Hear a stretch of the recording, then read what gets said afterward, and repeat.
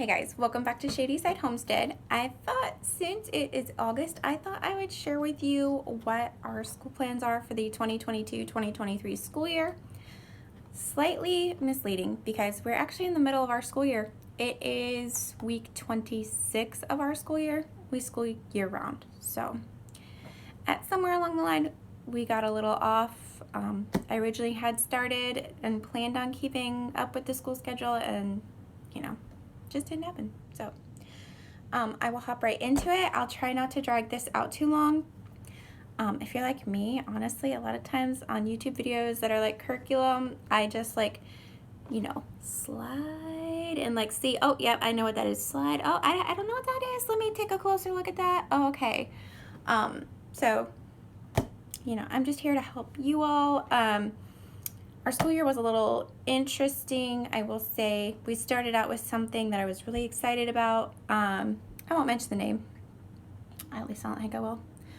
And it wasn't a good fit for us. It had a little more hands-on stuff, which was nice, but at the same time, doctrinally speaking, we had some issues with some of the books that they were using. So first, we started off with Bible. Right now we are going through this series. It actually is like a thick series of thin books. Read the Bible by its stories. It's all right. It has some questions on the inside, but very basic questions, like to make sure that they're paying attention, Family time. We also do this devotional, Daily Truth for Godly Youth, by Howard Bean. This is published by Christian Light. This is a Mennonite company, or Anabaptist if you want to call them that. Haven't come across anything super undoctrinal or anything like that. Because it is conservative Mennonite, they do mention the head covering sometimes. Anyways, I don't know.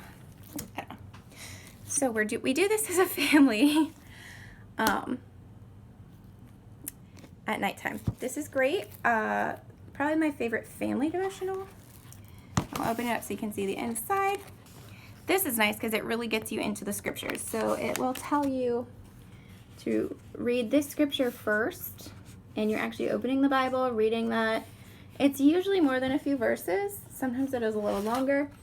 Then it's got a title, a verse, and then the application. And then down here, if you were going to do this on your own, it says about God and to do like a little spot for jotting some notes. This is geared toward teens and adults, it does say. My kids are 9 and 10. They'll be 10 and 11 here soon. But I told my husband, I think this will work because in conservative Mennonite culture, they don't really evangelize children. They don't believe the age of accountability is to 12. So, they're so the younger stuff is going to be going over scriptures, familiarizing yourself with some of the morals of the story and stuff like that, and the Bible. And this will actually start getting into real life application. And honestly, it's been great. And we're in August. We started in July, or not July, January. I'm losing it. Okay, but anyway, so it's been great for our family, and it's been nice for us as adults too. It does challenge you. So there's an application for adults and children, so that's great. Okay, so I usually try and start the day out with Bible time first, and then we go right into our morning time. Morning time consists of usually a read aloud. Right now I'm sharing what we just started. We started in a Whale's Belly. This is stories of Christian martyrs whose faith was stronger than death. So this is, this particular copy was published by Christian Light as well. This is an old one. I bought this off of Thrift Books or somewhere. But lots of these are from Martyr's Mirror. And if you're not familiar with Martyr's Mirror is a ginormous, thick yellow book that is full of Anabaptist martyr stories. This particular book has lots of different illustrations from like the time period that it's talking about. There's some other ones. They do still sell this. I've seen it listed in, I don't remember exactly where. I'll see if I can find a link. But it's probably still sold by Christian Light, I would imagine, and it also might be carried by Rod and Staff, which is another Anabaptist publisher. Okay, so that's what we just recently started. I thought they were old enough for it. This is more for children. All right, and then next with morning time, I usually include language arts in our morning time because they are so close in age. It's a together subject, so our morning time might look different from others. I have tried the whole, beautiful feast, poetry, artist study. It's hard to stick with, honestly. So I just do our group subjects together. So right now we are in this. We started this mid-year. Just a few months ago, actually. I've doubled up on some of the lessons, so we are like halfway through it. We're on this is lesson 12. Okay, so we're not quite halfway because I think there's like 30 lessons in here, so 32 lessons. So we're just slowly going through this. This is a first edition. I've got a flip through. This is 4th through 5th grade skills. So we do that. I also go through this. This is by Rod and Staff, by the way. Very textbooky, but it does a great job of explaining, and it does have oral drill that you can go through. A lot of it can be done orally, but it does also teach them to diagram.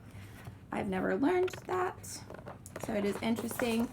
But I made the mistake of jumping from 3 to 5 because I was looking at the table of contents and I'm like, it's practically the same thing. I'm like, sure, you know what I'll do? I will go ahead and, get 5 and go through it over 2 years, and we'll go through it slowly and it'll be fine. I'll fill in any gaps that we have. I don't think there's going to be, just because of looking at the table of contents. Don't do that. Just don't do it. So I ended up going back to 4, and so we're like behind. Not really. Rod and Staff is advanced, so there is a curriculum publisher that only has them go up through 8th grade, and they are basically ready for college. So as long as you get through book 8 by the time they're senior, you're fine. So we're right on track. It'll be fine. So I usually go over that. Not every day. I've been throwing that in here and there. Let's see, next morning time. This one, we're not going to finish this year. We'll probably stretch this over the next year too. I read a little bit in this. This is Christian Light. I do like a lot of Christian Light stuff. It is a textbook. It is thick. It is their 4th grade geography, social studies book. Let me show you what it looks like inside. There are illustrations. What I like is that over at the side, this page doesn't have it, but here, I'll get to that. So it has some review questions. I guess if I would hold it better, that would work better. It's got some review questions for you to ask. What does the Bible say? I love that it brings that in. And then there are pages that when it does reference a Bible verse, it's got it right over in the side in the margin. This one doesn't have it yet, but as you can see, I mean, it really, they have pictures. It's kind of nice. Oh, here. So there, it will tell you where the reference is. So you know when a Bible verse is coming up. If the reference isn't in the text, you'll find it over here. So that is good. And this goes over, it is world geography. I don't know if I said that. Now this is something that I don't use the light units with this, which light units are small workbooks. This is like a family, I do this family style. Sorry, I'm trying to find the table of contents for you.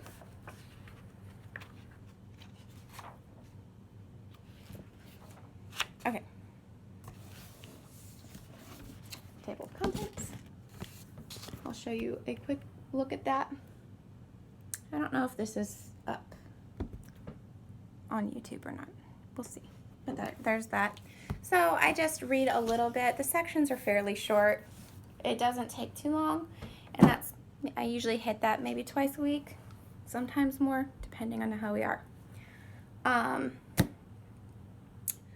see. Other group subjects. Okay, so I have found that I do better if I block schedule some things. So Mondays are what I dub Make It Happen Monday. Okay, so I'm more full of energy on Mondays than I am Fridays. So like I tried doing the fun Friday thing, save all the fun stuff for Friday. That doesn't happen because by Friday, Mama is exhausted and all I want to do is crash and just relax. And I don't want to do messy projects or any of that. So, Make It Happen Mondays. I usually try and set aside some of the other subjects, so like we won't do math or traditional math on Mondays. I have the kids do Math It on Mondays, which I do have a video of that. I forgot to pull that to show, but Math It. Happen Mondays, Math It.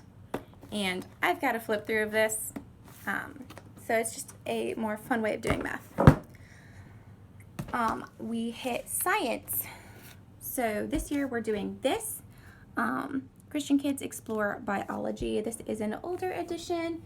I think the newer editions have like a CD or downloadables for the, where are they at? There's coloring pages and stuff in here. So this, you have to copy some stuff out of this, but this goes over basic biology, and it's a really short lesson. Let's see if I can, so this will be our next lesson that we're going through. I did them out of order just because of the way we were having school and time.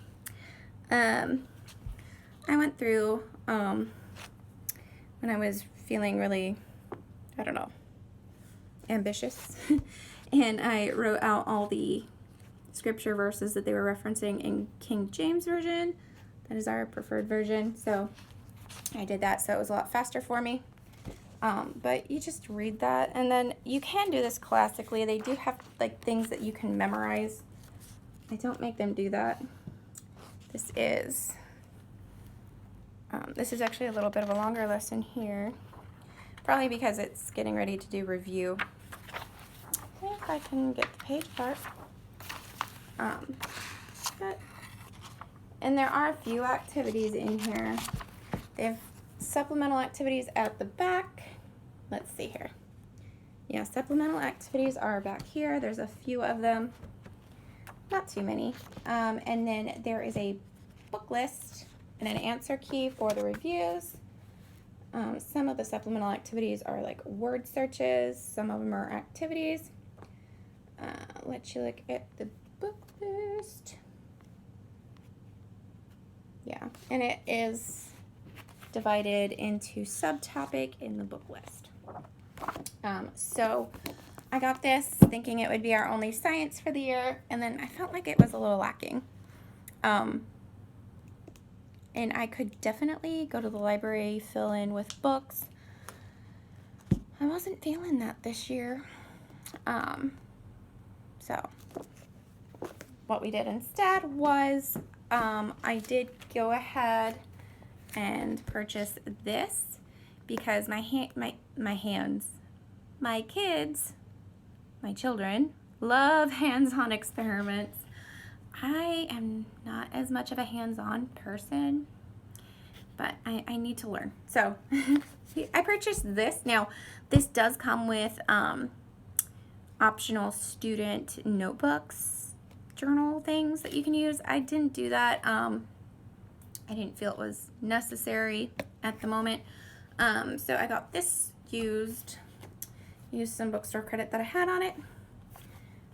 But you just kind of read, do some experiments. I did flip through this already and determine what ones I was going to skip, because there are so many in here. It would be practically impossible to do all of them unless you purchase the pre-made kit, which is like $100 or something like that. And I wasn't about to do that, so I went through and I decided what ones we were going to do, if I was going to change them. Left some sticky notes there. So we've been slowly working our way through that. We'll probably take that into next year with us. I've also thought about doing this on a break, which we should have that coming up soon. Make It Happen Monday also is when we do art. I'm doing this with the kids, children with the children. Kids are baby goats, so. Anyway, so this is from Master Books, and it's beautiful. It goes over the 7 elements. It does come with an artist journal. I don't have the actual journal, like the one that's like bound. Sorry, my ear itches. I don't have the one that's bound, but I have the ebook printable. It's PDF, so we can print off the different activities. This is supposed to be 2 lessons a week. I usually just combine it into the one on Make It Happen Monday. On occasion, there's been an activity that's, had to dry and then we had to do it the next day, but not very often. So this does have some artist studies in it. My kids love to do art most of the time. Sometimes not, but all right. That looks pretty good for Make It Happen Monday. Okay, so last thing we do that's the same would be spelling. Right now I'm getting my list from Natural Speller. I just mark where each of my children are. We're working our way through the list, see if they know what it is. They get about 10 words a week. I have dry erase boards that I do their spelling test on, so I don't have excess paper roaming around. And so Fridays is their test on the spelling words that they had. And then I will go start reading down the list in here. And if they get it, they don't have to have it for the week. If they miss a word, it goes on the list. And we just keep going until they miss the 10 words. I also pull some spelling words from their writing. If I see that they've misspelled something, I will throw it in my binder as a reminder, like, hey, put this on their spelling list for the week. So that's what we do. This, it doesn't naturally come with this. I marked these. I actually haven't used much of these, but it comes with the aids, some of the rules. Not all of the rules, just so you know. I do have another resource for that, but irregular verbs, homophones, words by category, and they do have some activities. But that's how I do that. Hey guys, so I'm going through and editing this video, and I realized I forgot to mention that their spelling words, they have a composition book and they write their spelling words 3 times each day. And I actually make them write their spelling word 1 time on Friday after their spelling test. So they actually have basically like 2 extra days to study their spelling words, because it gets in their mind on Friday, and then they don't have to do anything Saturday and Sunday, but then they get it Monday, and I don't have to like assign anything on Monday. It makes Make It Happen Monday go a lot smoother too, because they just have to copy their spelling words and they already know what they are. I also forgot Together time that we do. Usually I hit it twice a week. It is called, what is it called? I just lost it. It's Here to Help Learning. It's their writing program. So they have two different options, and right now I actually do the online option. It's $6.99 a month currently, and I'm not sponsored by them or anything, but it's online, and well, partially online. You watch videos online, you can print like the workbook pages and whatnot. So that's what we do. They do enjoy it. Right now we are going through Flight 1 paragraphs. And when you have the membership, it's pretty cool. You can have access to everything. So I could do Flight 1, Flight 2, Flight 3. There you have a literature study on there. So it's pretty cool. I have found it's good to introduce the writing process. Now, some of the videos are a little corny, but you know, it is what it is. And then, honestly though, the kids are enjoying the picture writing prompts more than I think the actual writing program, and it's like their warm-ups. So I'm not sure what we'll do next year for writing, if I'll keep that up or not. But they also have like essay writing that they do. So it's pretty cool. Anyways, back to the main video. And then an elective-ish sort of thing. I am using Konos. Now, I haven't gotten to a lot of it yet. We did, this volume covers attentiveness and obedience, and what else we got here? Attentiveness, obedience, orderliness, trust, patience, stewardship, honor. So I did some attentiveness activities with them. That was fun. They enjoyed the making a model eardrum and learning how that worked. Some of the stuff they'd gone over recently, so I skipped.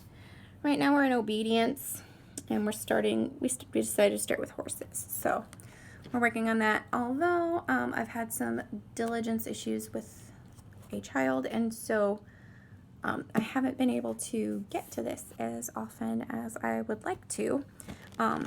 They really like this, lots of hands-on activities. You know, I don't think I have a flip through of this. I'm not sure if there's a flip through on YouTube, so we will see. I'll see if I can add a flip through for this for you. I will say, what is their name? Oikos Family Ministries.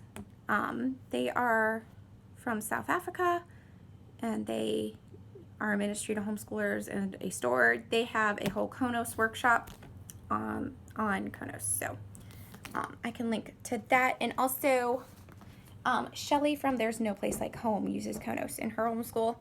I would say I'd probably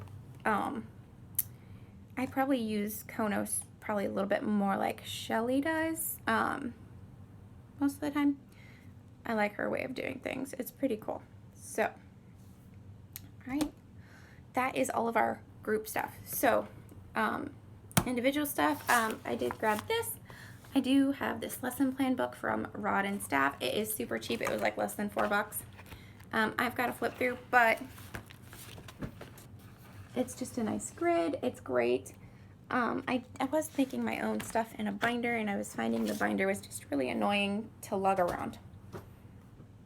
I still have to touch it every day because it has an answer key in it, but I'm actually sticking with writing stuff in that like I should be, so that's a good thing.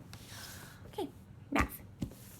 All right, my 9-year-old is doing Math 5-4. It's Saxon. This is a first edition. I would not recommend first editions because most of them do not have lesson reference numbers. I'll show you what a lesson reference number is in my son's book in a minute. It's good. It's a good solid program.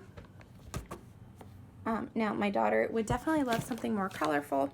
She's asked about master books, but I'm like, well, with where you are, we'd have to find something new pretty soon anyways. So let's just stick with Saxon because it'll be easier when we get to high school. So my son, he's 10. He's doing Math 6-5.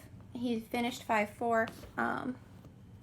He doesn't have a marker in here, but So lesson reference numbers, this, let's see if you can see it.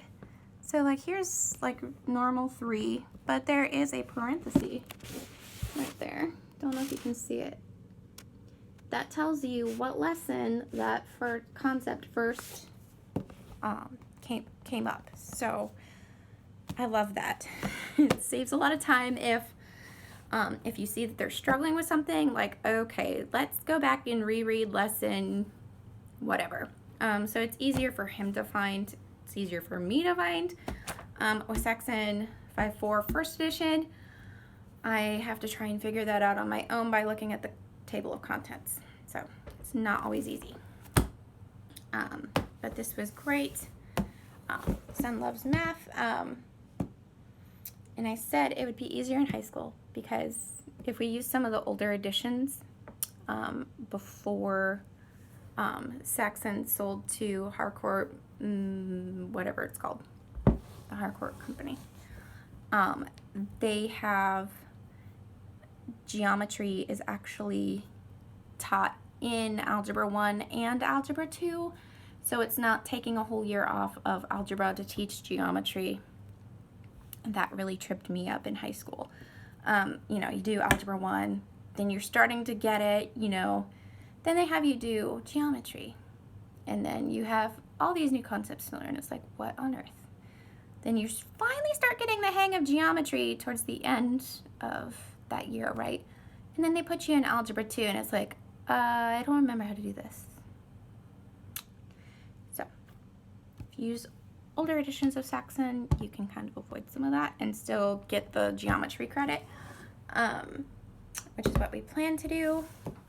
So, for more information on that, I will try and remember to link Art Reed's website below. He's got some great information. And then there's some other people. If you look up Robinson Curriculum, that's where I first heard of Saxon and the methodology on that. And lastly, I think, is reading. So reading, I really noticed that the kids were missing some things. I'm like, what's going on?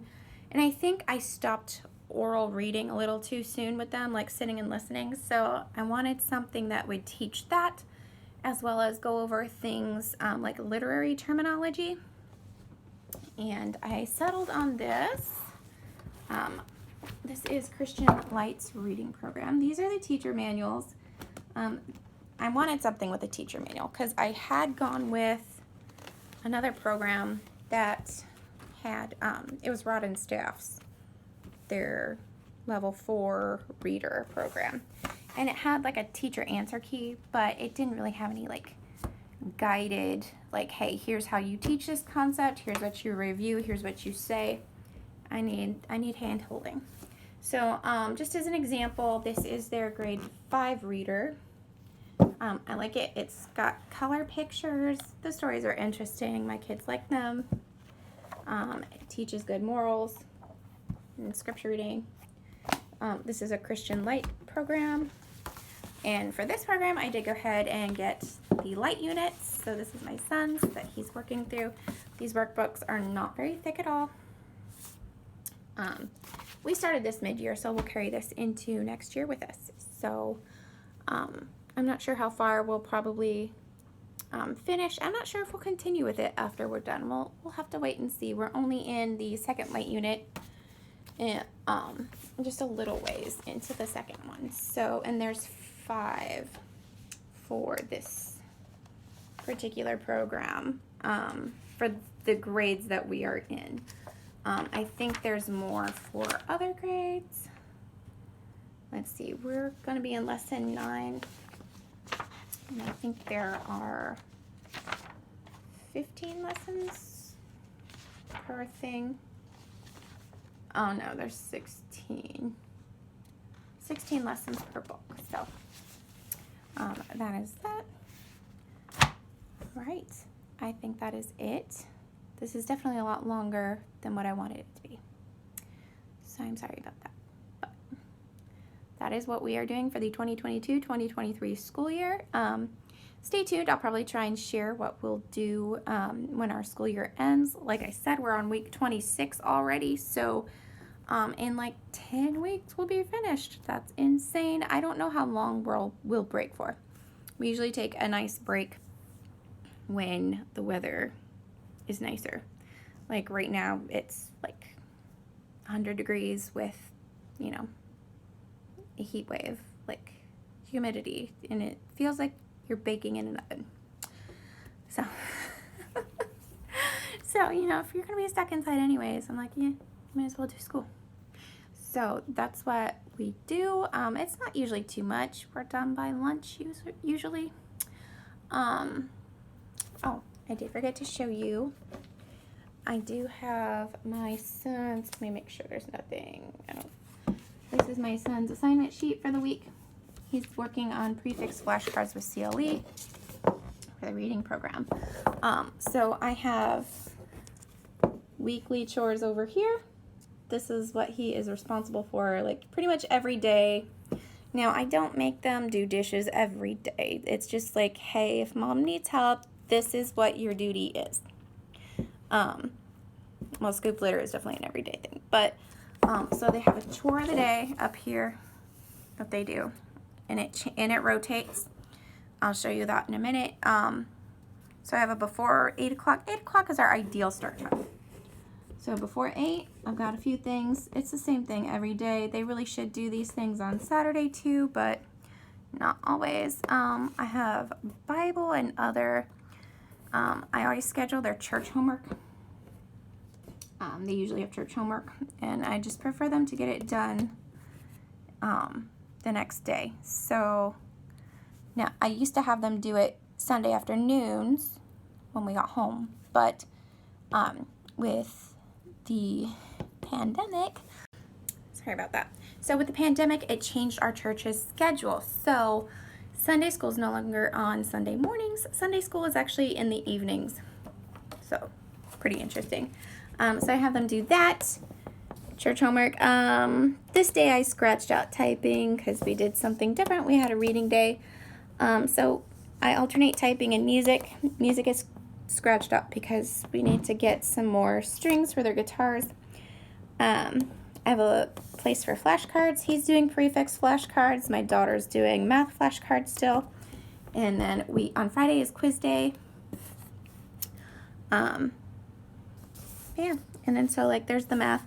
I schedule on speed drills on Wednesday and Fridays. That comes with Saxon. And then language arts, and then I leave a lot of room to write for language arts because sometimes there's copy work, sometimes there's other assignments. Cursive's every day for now. They started later than like 2nd, 3rd grade, so I'm just keeping it fresh in their minds with practice. And then their reading, I schedule their reading curriculum 3 times a week, and then the other times is read 30 minutes. And they read a lot more than that, so it's really good. But I do alternate their chores. So as you can see, this is one font, and on the other side, flip it over, the other side is a completely different font, and it has the other opposite chores on there. And up here, the chore up here changes too, generally, except like Wednesdays I think are the same. It's dusting and like deep cleaning their rooms. So that is what that is, and it works fairly well.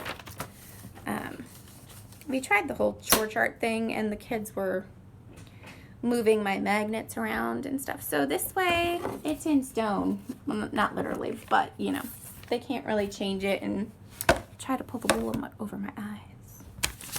You know how kids are. So anyway, I hope that was a help to you, and I hope you have a wonderful day.